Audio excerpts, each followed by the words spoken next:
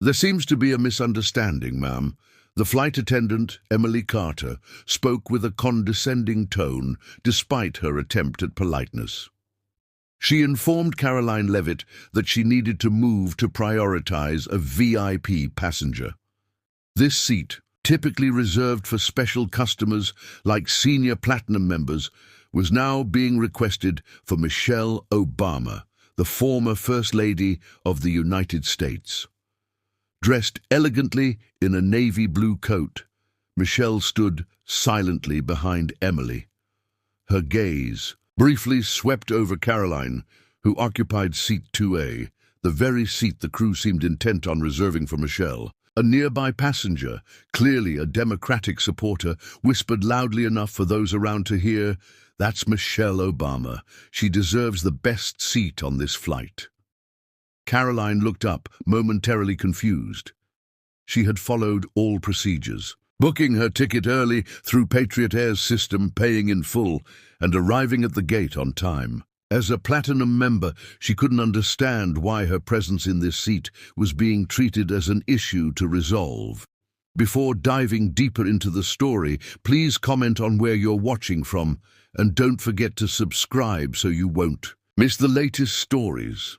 Karoline calmly retrieved her membership card from her purse and presented it. "I'm a platinum member," she said, her voice steady and professional. "This is the seat confirmed for me when I booked." Emily's smile stiffened as a flicker of surprise crossed her face, quickly replaced by resolve. "I understand, ma'am," Emily replied, glancing at Michelle Obama. "But this seat is typically prioritized for a passenger of significant influence who frequently flies with us." Some passengers began to take notice, with a few raising their phones to record the scene. Whispers arose, some labeling Karoline as a Trump person due to her role in the former president's administration. The crew had no idea that this seemingly simple action would spark a severe backlash against the airline.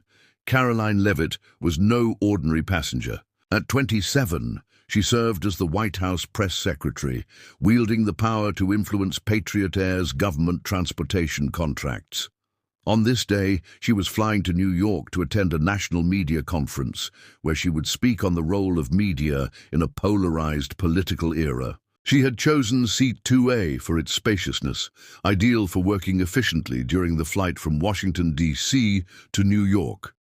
Patriot Air, an emblem of luxury where first-class seats cost more than many people's monthly rent, offered platinum members perks like hot towels, premium champagne, and seats that reclined into plush beds. However, behind this glamorous facade, the airline faced an internal crisis, an outdated booking system, poorly rated customer service, and a desperate need to secure government contracts to bolster its finances. Emily Carter, with 8 years of experience, prided herself on catering to familiar first-class passengers. She believed giving the seat to Michelle Obama was the right call, especially with several passengers of the same political leaning voicing their support. "Ma'am, perhaps you'd be more comfortable in another area," Emily suggested, leaning closer. To Karoline with a soft but pointed tone, Karoline looked up from her tablet, where she was editing her speech. "I'm sorry," she replied calmly. "I chose this seat for the workspace, and I need to prepare for my conference." Michelle Obama remained neutral, not intervening, but a nearby passenger spoke just loudly enough. "I always see Miss Obama in this seat on this route. It's practically her seat." The situation grew tense as a few people began recording videos. Emily hesitated, her eyes darting between Karoline and Michelle. A passenger identifying as a social activist approached Emily, whispering, "Thank you for handling this. We'll make sure Patriot Air gets praised on social media." That promise of public support, though not financial, made Emily blush, and she nodded slightly. The atmosphere in the first-class cabin grew stifling as David Lawson, the cabin supervisor, approached seat 2A with the confident stride of someone accustomed to asserting authority. "Ma'am, we need you to move to prioritize a VIP passenger." David said loudly, ensuring nearby passengers could hear clearly. His tone was not a request, but a command. Karoline looked up from her tablet, her gaze calm but tinged with slight weariness. "I presented my ticket and platinum card," she replied evenly.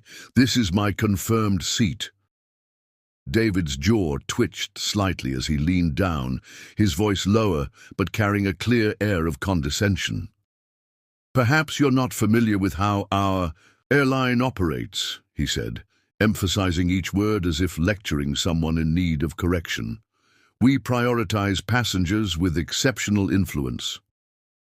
Some passengers began shaking their heads, and the cabin's mood shifted from curiosity to unease. A businesswoman across the aisle quietly raised her phone, recording the entire incident, footage that would go viral within hours.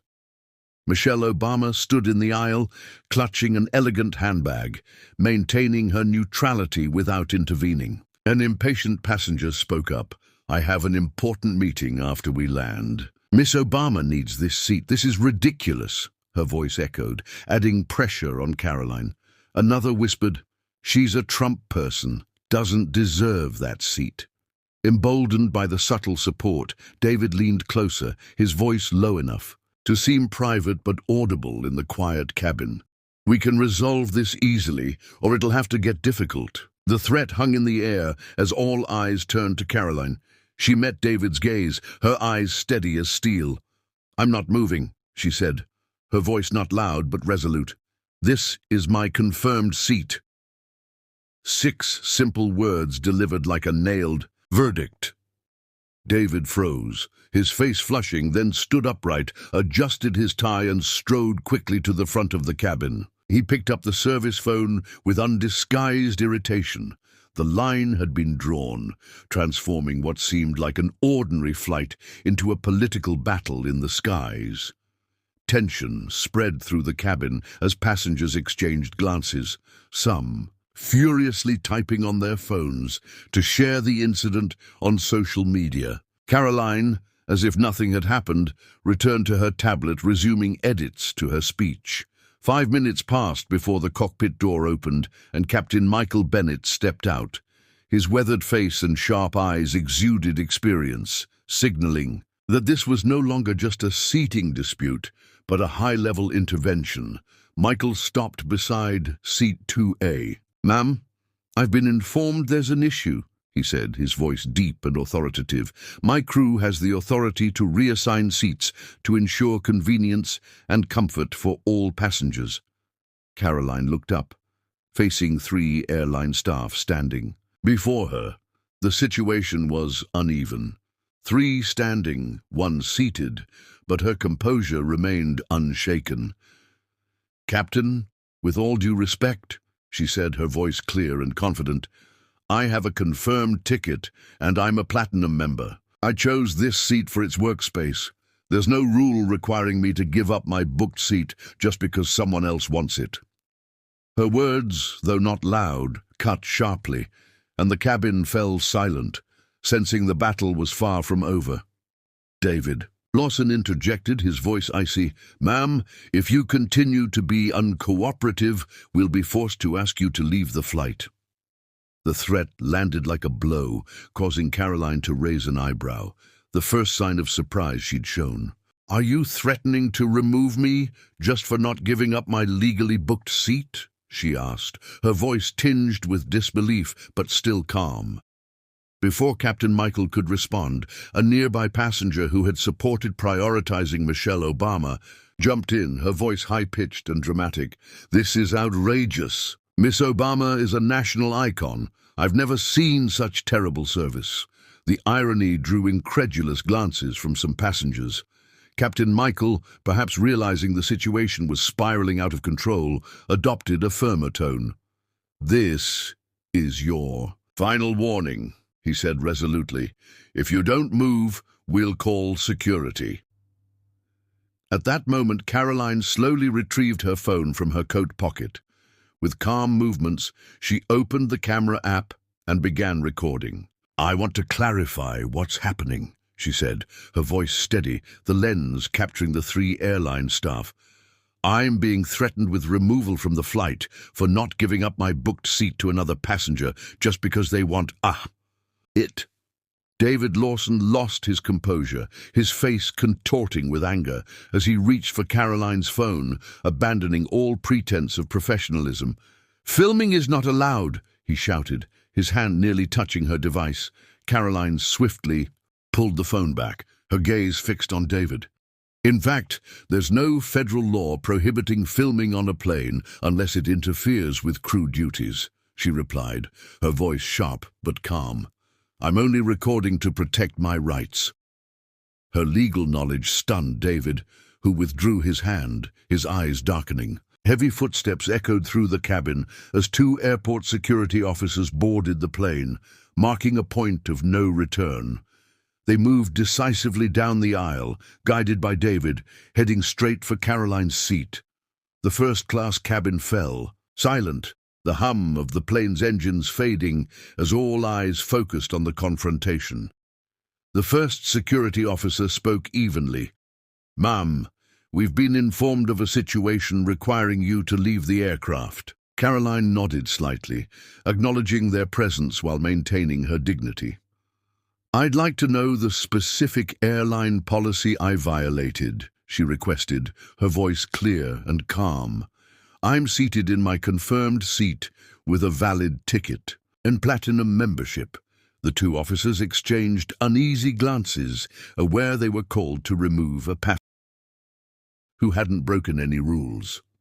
"Ma'am, please gather your belongings and come with us," the second officer said, sidestepping Karoline's question. She looked directly at Captain Michael, who stood a few steps away, flanked by David and Emily. "Am I being removed for refusing to give up my legally booked seat?" she asked, her voice sharp, forcing Michael to confront the reality. He hesitated, his eyes flickering, but didn't answer directly. A nearby passenger, also recording, whispered to their neighbor, "This is blatant political bias." Others nodded, sensing the injustice. Captain Michael responded, his voice hollow, "You're being asked to leave for causing a disturbance." The word disturbance sounded unconvincing even as he uttered it. A murmur rippled through the first-class cabin. With unshakable dignity, Karoline began gathering her belongings. She closed her tablet, tucked her speech documents into a leather briefcase, and stood slowly. Michelle Obama, still standing in the aisle, maintained a neutral expression, showing neither satisfaction nor objection. A passenger who had supported prioritizing Michelle whispered smugly, "Serves her right. Trump's people don't belong in that seat." Another countered, "She didn't do anything wrong." A third declared, "I'm recording everything." Despite the chatter, Karoline was forced to leave. She walked away, head held high, back straight, eyes forward, the demeanor of someone who had faced injustice and knew how to preserve her dignity. As she stepped off the plane, escorted by the 2 security officers, she pulled out her phone. Her fingers moved swiftly across the screen, drafting a message to her trusted aide at the White House, Sarah Mitchell. "I was removed from the flight, but they picked the wrong person to humiliate. While many might panic, feel ashamed or rage." After such an experience, Karoline maintained the composure of a seasoned strategist. "Sarah, it's Karoline," she said into the phone, her voice low but resolute. "Get the media and legal teams together immediately. I was just ejected from a flight in a clear case of political bias." The security officers, still standing nearby, began to look uneasy. One reviewed the incident report on a tablet, his face growing tense as he read the details. "Ma'am," he stepped forward hesitantly, "I think there may have been a misunderstanding. The report says you caused a disturbance, but some passenger statements don't align." Karoline lowered her phone, her sharp gaze locking onto him. "There was indeed a misunderstanding," she replied, "but not on my part. I was seated in my confirmed seat with a valid ticket, then asked to give it up for another passenger due to bias. When I refused, I was forced to leave." The officer faltered, glancing at his colleague, who stepped back as if wanting to distance himself from the situation. "We apologize for the inconvenience," he said weakly, before hastily retreating with his colleague. Karoline immediately resumed documenting the incident, recording a detailed audio account on her phone. She recounted every interaction, every word, and every nuance of body language she observed. Her voice was calm but incisive, reflecting the experience of someone who had managed communications under pressure. While recording, a young woman cautiously approached, clutching her purse tightly, her other hand holding a phone.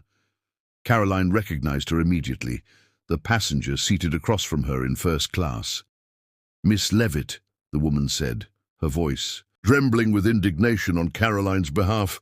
"I left the plane because I couldn't sit idly by after what happened. I recorded everything from the moment the flight attendant asked you to give up your seat to when you were forced to leave."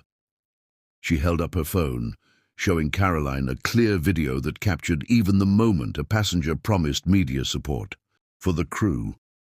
"This is clearly political bias," the woman continued, her eyes brimming with tears. "You need this video." Karoline's expression softened, the first time since the incident began. "Thank you," she said, her voice sincere, her eyes conveying genuine gratitude. "This will be very helpful." She and the young woman exchanged contact information, the woman promising to send the unedited video immediately and offering to serve as a witness if needed.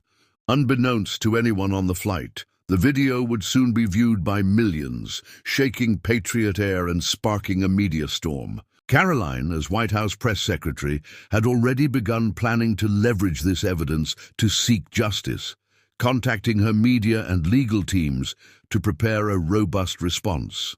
Meanwhile, on the plane, Michelle Obama took seat 2A, maintaining a composed demeanor, showing neither satisfaction nor discomfort. She hadn't requested the seat, but the crew had prioritized her, pressured by a group of passengers.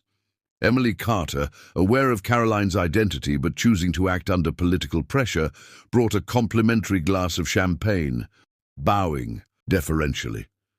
"We're so sorry for the disruption, Miss Obama," Emily said, her voice full of reverence. "We want to ensure your flight is perfect." In the galley, out of passenger sight, Emily and David Lawson exchanged knowing glances. "Thanks to her, we'll get praised online," David whispered, referring to the passengers' promise of media support. They didn't realize this reward would soon cost them dearly. Suddenly, an urgent call from Patriot Air's administrative team crackled through the crew's radio. "You've made a serious mistake." The manager's voice trembled with panic. "You knew who the passenger was, so why did this happen?" Emily, David, and Captain Michael Bennett exchanged looks, their faces paling, their sense of control evaporating. They had known Karoline's identity from the start, but pressure from passengers and a desire to avoid criticism from left-leaning media led them to prioritize Michelle Obama. Now, fear crept in as they realized a seemingly simple incident had become a crisis threatening the airline. At the top floor of Patriot Air's headquarters in Arlington, Virginia, with its gleaming glass walls, CEO Robert Harrison was reviewing quarterly financial reports when his phone rang. It was an internal call from the Public Relations Director, Laura Evans. "Sir, we're facing a serious situation," Laura said, her voice laced with panic. "A video is going viral, showing Karoline Leavitt being removed from this morning's flight." Robert frowned, initially unconcerned. "Passengers get removed for disturbances all the time, Laura. Handle it with a standard statement." "No, sir. This is different," Laura insisted, her voice tense. Karoline Leavitt, the White House press secretary, wasn't causing a disturbance. The crew knew who she was, but pressured her to give up her seat for Michelle Obama due to demands from some passengers. The video shows them agreeing to a promise of media support for the bias. The color drained from Robert's face as he grasped the consequences. He knew Karoline was a powerful figure with direct influence over government transportation contracts. "Send me the video now," he ordered, his voice trembling, realizing this mistake could threaten the airline's future. As Robert watched the video on the screen, his expression shifted from concern to horror. The footage clearly showed Karoline being treated unfairly, the crew agreeing to a passenger's promise of media support, and Karoline's dignified composure as she was removed. "This is a public relations disaster unfolding," he muttered. "Have we identified the passenger?" he shouted, though deep down he already knew the answer. Laura hesitated before responding. "Yes, sir, it's Karoline Leavitt." Silence enveloped the room. "Karoline Leavitt," Robert repeated, his voice almost a whisper. "The White House press secretary." Laura nodded over the phone, her voice trembling. "Yes, sir. She manages communications for the administration and has direct influence over the government transportation contracts we're negotiating." Miles away in the VIP lounge at Reagan National Airport, Karoline sat amid a rapidly assembling team. Her trusted aide, Sarah Mitchell, arrived just 20 minutes after her message, bringing the chief legal counsel and the White House communications director. Laptops were open, phones rang incessantly, and the atmosphere buzzed with focused energy. "The video has reached 2 million views," the communications director reported, turning the screen to show the rapidly climbing numbers. "Major news outlets are covering it, and it's trending on social media." Karoline and Sarah exchanged a glance, a look of understanding forged through years of working together. "They knew exactly who I was," Karoline said, her voice tinged with irony. "Yet they chose to prioritize Miss Obama due to political pressure. They just exposed their true colors without anticipating the consequences." At Patriot Air's headquarters in Arlington, the social media team was in a state of crisis. Robert Harrison stood among his leadership team, their faces pale as they assessed the damage. "Sir," Robert's assistant interrupted, holding a phone, "Miss Leavitt's office is requesting to speak with you directly." The room fell silent. Robert took a deep breath, trying to maintain composure before taking the call on speaker. "Leavitt," he began, his voice strained but attempting to sound conciliatory, "I want to offer our deepest apologies for the unacceptable incident this morning." "Hold on," the chief financial officer interjected, flipping through documents in a panic. "Karoline Leavitt, the White House press secretary." Robert nodded, his face darkening. Karoline's voice came through the speaker, calm but incisive. "Mr. Harrison, I appreciate your willingness to speak.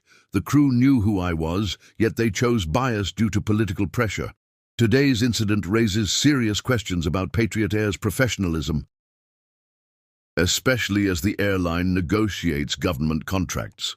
The executives exchanged panicked glances. Karoline continued, her voice leaving no room for negotiation. "I'm requesting an urgent meeting with Patriot Air's leadership today. The political bias captured in the video isn't just a personal issue. It threatens the airline's credibility in government dealings." An emergency meeting was convened at unprecedented speed. Board members rushed in, some still in golf attire, others having left family events. The atmosphere in the boardroom was stifling as all awaited the woman who now held Patriot's fate in her hands. When Karoline Leavitt entered, conversations ceased and all eyes turned to her. Despite enduring public humiliation, she exuded the calm confidence of someone fully aware of her worth and power. She wore the same navy suit she had on when removed from the plane, a subtle but powerful reminder of the morning's events. Accompanying her were Sarah Mitchell, the chief legal counsel, and a communications expert who would play pivotal roles in the changes to come. As Karoline took her seat, Robert used a remote to dim the lights and activate the large screen. The video began playing crisp and devastating. The initial confrontation, David Lawson's condescending tone, despite knowing Karoline was a senior official, Captain Michael Bennett's weak justifications, and most damningly, the passengers. Promise of media support in exchange for bias. When the video ended, the boardroom was steeped in silence. Some board members couldn't meet Karoline's gaze as she sat across from them with authoritative composure. CEO Robert Harrison cleared his throat, his face pale, struggling to regain composure to speak.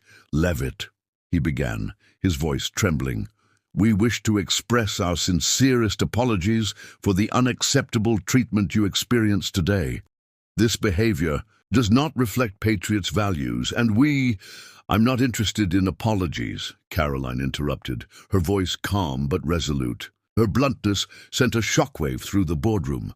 The board members shifted uncomfortably in their leather chairs, realizing that standard corporate damage control measures would not suffice. Karoline continued, her tone incisive. "I have 2 demands and 1 decision. First, the entire crew involved, Emily Carter, David Lawson, and Captain Michael Bennett, must be suspended immediately pending investigation. Second, I will recommend to the administration that we review Patriot Air's government transportation contract." Robert glanced at the board members, his eyes filled with apprehension. "Miss Leavitt," he responded, trying to maintain a conciliatory tone, "we understand your frustration, but perhaps a temporary suspension would suffice rather than drastic action. These employees have years of service, and we have union agreements." Karoline placed her hands on the table, her gaze unwavering on Robert. "This is not a negotiation," she said. "Either take accountability, or I will ensure the Department of Transportation launches a full investigation into Patriot Air's operations. The multi-million-dollar government contract you're pursuing will be at serious risk." Her words hung in the air, carrying undeniable weight. Losing the government contract would plunge Patriot Air into financial crisis, leaving it trailing behind competitors. At that moment, the boardroom door burst open. A young financial analyst, clearly having rushed from another floor, burst in, disregarding all protocol. He handed Robert a tablet, panting. "Sir, the news about the incident is impacting our stock price. We're down 12% and still dropping. Analysts predict a 30% plunge by the end of the day if we don't act decisively." Robert looked from the tablet to Karoline, then back to the tablet.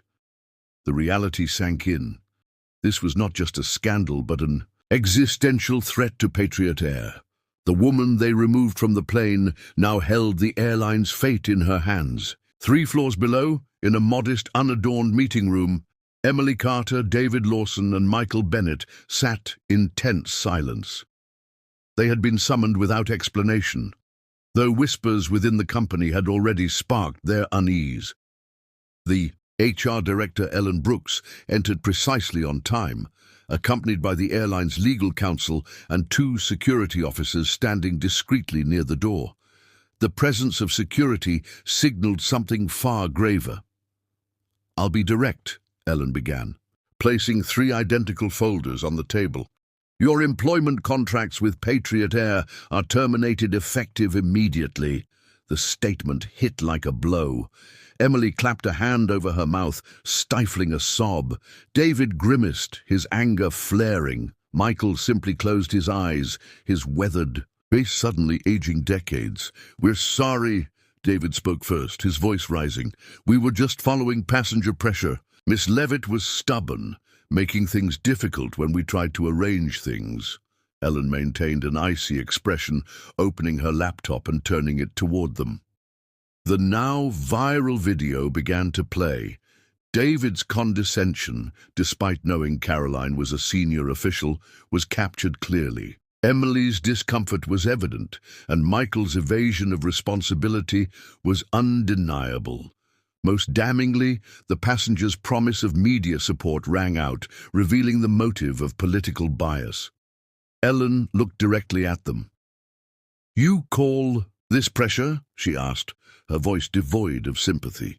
"You knew exactly who Karoline Leavitt was, yet you prioritized another passenger for fame and political pressure." What came next made David go pale. The video captured the moment a passenger whispered to David, promising media support for Patriot Air if they favored Michelle Obama, with her words about maintaining standards audible despite her attempt to speak quietly. Ellen continued, her voice cold.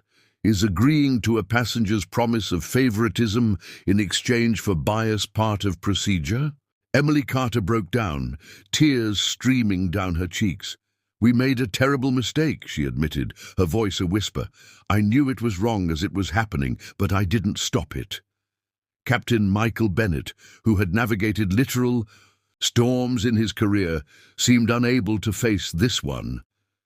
I trusted the crew's judgment, he said weakly. I didn't directly witness the initial confrontation. Ellen looked at them squarely, her voice firm. You failed in your responsibilities. Today, not just to the company, but to basic human dignity. And as they were led out of the room, Emily, David, and Michael felt the humiliation Karoline had endured earlier. The symmetry was both perfect and brutal, like a harsh lesson in justice. Meanwhile, in the main auditorium of Patriot Air's headquarters, hundreds of employees gathered for an unprecedented announcement.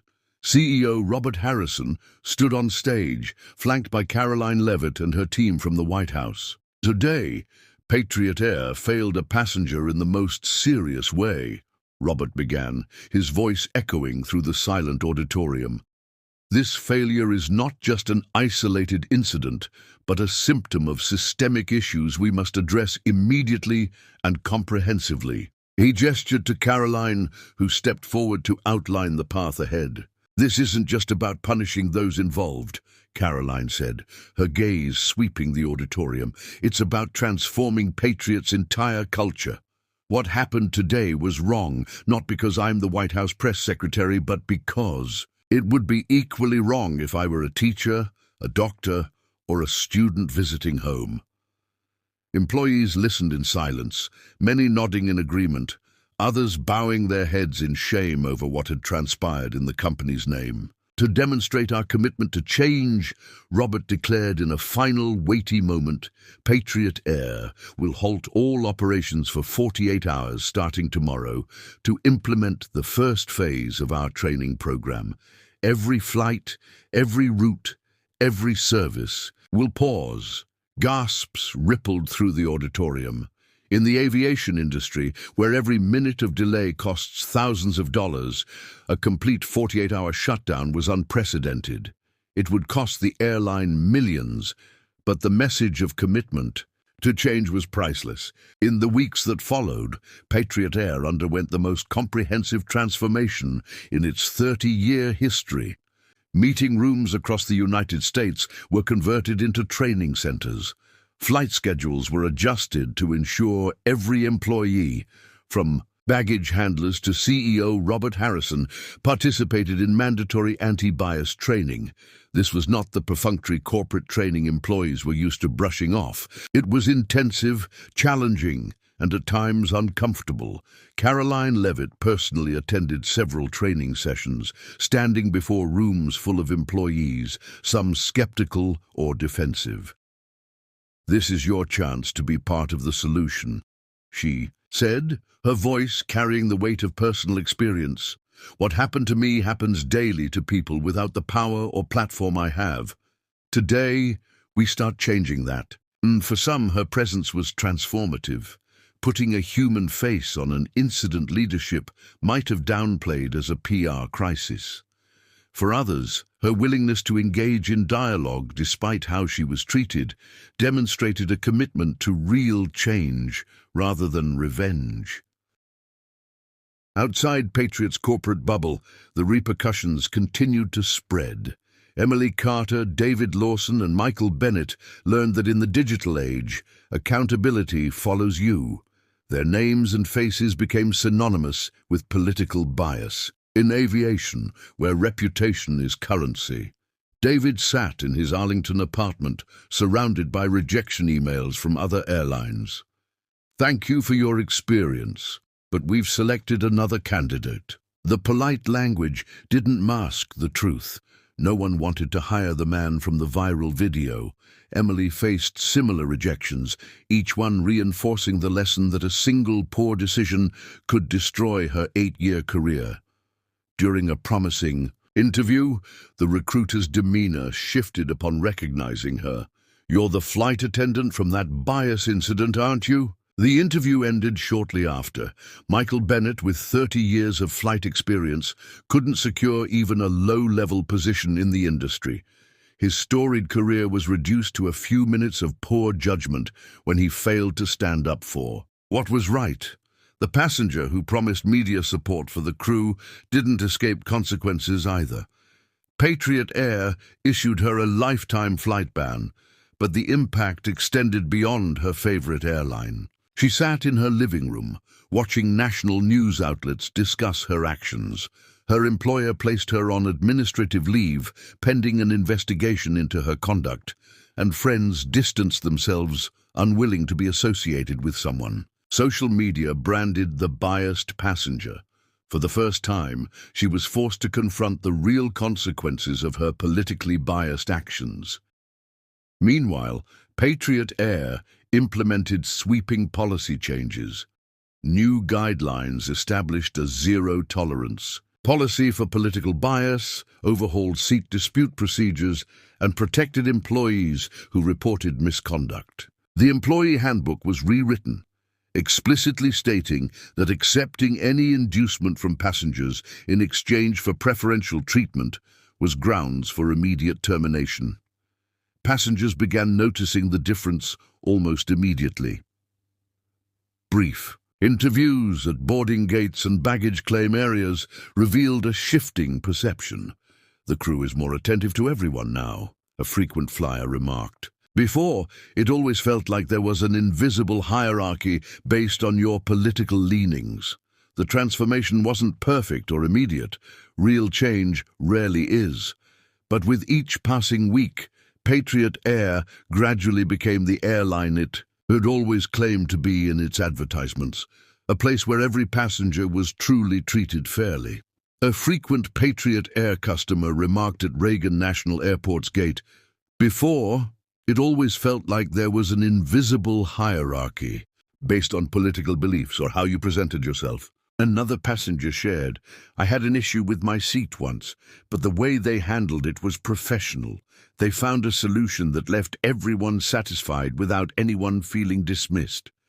As promised, Karoline Leavitt, in her capacity as White House spokesperson, oversaw Patriot Air's implementation of the changes.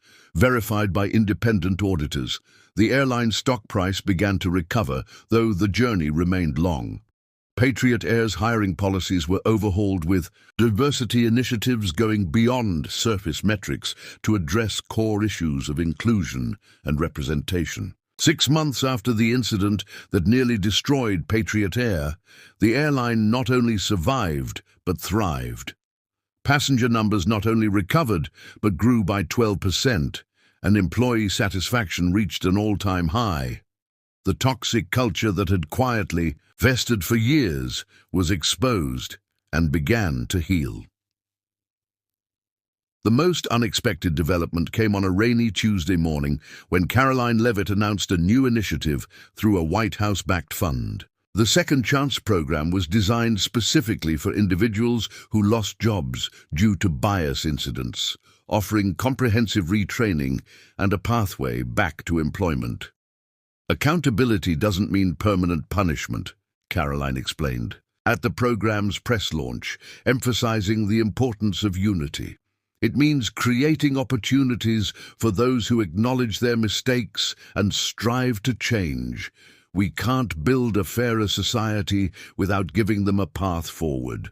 Among the program's first participants were Emily Carter, David Lawson, and Michael Bennett. Their journey was far from easy, requiring them to confront uncomfortable truths about themselves and understand the impact of their actions, not only on Karoline, but on countless others who faced bias without the power to push back. David, initially the most resistant, underwent the most profound change. In group discussions, he shared about the environment he grew up in, where political bias was normalized. "I never thought I was biased," he admitted during a particularly moving session. "I thought because I didn't openly criticize anyone, I was a good person. This incident showed me how bias operates subtly, even when we don't see it." Emily's journey focused on moral courage, the willingness to speak up, even at the risk of losing a job.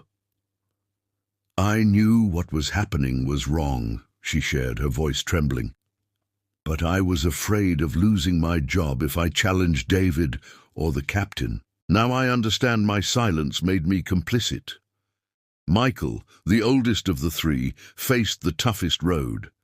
Decades of believing he treated everyone fairly were called into question by that day's actions. "I trusted the wrong thing," he reflected. "I prioritized hierarchy over people. I'll spend the rest of my career making it right." With program certifications in hand, Emily and David began applying for entry-level positions at other airlines. Their resumes now included their stories, not as excuses but as context for the growth they had undergone. The certification didn't erase past mistakes, but demonstrated a commitment to change that some employers found noteworthy. Emily was the first to be hired as a ground staff member at a regional airline. The pay was far lower than at Patriot Air, the hours longer and the work grueling, but it was a second chance she once thought impossible. David followed, starting as a baggage handler at another carrier. Michael, due to his age, didn't return to commercial aviation, but found new purpose assisting with instruction in the Second Chance program, helping others understand the consequences of decisions like the one he made. Patriot Air continued its overhaul with new policies, ensuring fairness and professionalism. Passengers noticed improved service, free from bias based on political beliefs. A month later, David Lawson followed Emily Carter as the first to find new employment, not as a flight attendant, but as a baggage handler at another airline. The work was grueling, but he saw it as a starting point to rebuild his career. Michael Bennett, due to his age and experience, couldn't return to commercial aviation, but found new meaning teaching in the Second Chance program. He helped others understand the consequences of poor decisions like the one he made, turning personal failure into a lesson for the community. Patriot Air transformed completely. Independent auditors confirmed what passengers already noticed. The airline now led the industry in customer satisfaction across all demographics. For the first time, passengers of all political beliefs reported service experiences equal to or better than before, a standard that should have been met long ago but was unprecedented in the industry. In a private meeting at Patriot Air's headquarters in Arlington, Virginia, Karoline Leavitt sat across from CEO Robert Harrison, reviewing the 6-month progress report. She closed the folder containing the latest data, her sharp gaze softened by a hint of satisfaction. "You've shown real change," she said, her voice calm. "That deserves recognition." Robert nodded, new lines on his face reflecting the strain of the past months. "It hasn't been easy," he admitted, his voice low. "But it was necessary." "That's often how change happens," Karoline replied, her tone slightly philosophical. "Not through comfort, but through confrontation." The two stood, shaking hands. They were no longer adversaries nor quite friends, but partners in a transformation that not only changed an airline, but set a new standard for the industry. Justice, as this story showed, is sometimes not about punishment, but about progress. 6 months after the incident, Patriot Air not only recovered, but thrived remarkably. Passenger interviews at airports like Reagan National and JFK revealed a stark change. "I feel more respected no matter who I am," one passenger shared. "They actually listen, not just prioritize celebrities or those with the right politics." Another remarked, "I used to worry if my political beliefs would affect how I was treated. Not anymore." The Second Chance program became a model for other Industries promoting accountability and improvement. Emily, David, and Michael, those starting over in lower roles, gradually regained confidence. Emily, now working at a regional airport, began earning respect from colleagues for her diligence and honesty. David, despite the physical demands of baggage handling, found meaning in proving he had changed. Michael, through teaching, inspired others to avoid his mistakes. Their journeys testified that justice is not just punishment, but an opportunity for redemption. Patriot Air continued to innovate with policies protecting employees who reported misconduct and transparent dispute resolution processes. The airline became a model for how an organization can overcome a crisis by confronting mistakes head-on. The story of Karoline Leavitt being asked to leave her VIP seat on a Patriot Air flight to make way for Michelle Obama reflects real-world issues of political bias and deep polarization in American society in 2025. The incident, where the crew favored Michelle due to her fame and passenger pressure while ejecting Karoline for representing the Republican side, shows how political beliefs can infiltrate everyday interactions, from customer service to personal decisions. The viral video capturing the injustice, coupled with Karoline's forceful response using her political influence to reform Patriot Air, underscores the power of accountability and unity in driving change. The Second Chance program for Emily Carter, David Lawson, and Michael Bennett, who faced consequences for their bias, demonstrates that justice is not just punishment, but an opportunity to make amends. The lesson is that in a polarized society, like today's United States, individuals must recognize their political biases and act with fairness regardless of the other person's affiliation. When facing injustice, as Karoline did by recording and demanding an investigation, use tools like social media or legal channels to seek accountability calmly and strategically. Learn from Patriot Air, listen, improve, and build a community where everyone is respected regardless of their political beliefs. Subscribe to the channel to follow inspiring stories of justice and unity like Karoline Leavitt's and Patriot's journey. Thank you for watching and see you in the next video to explore more life-changing lessons.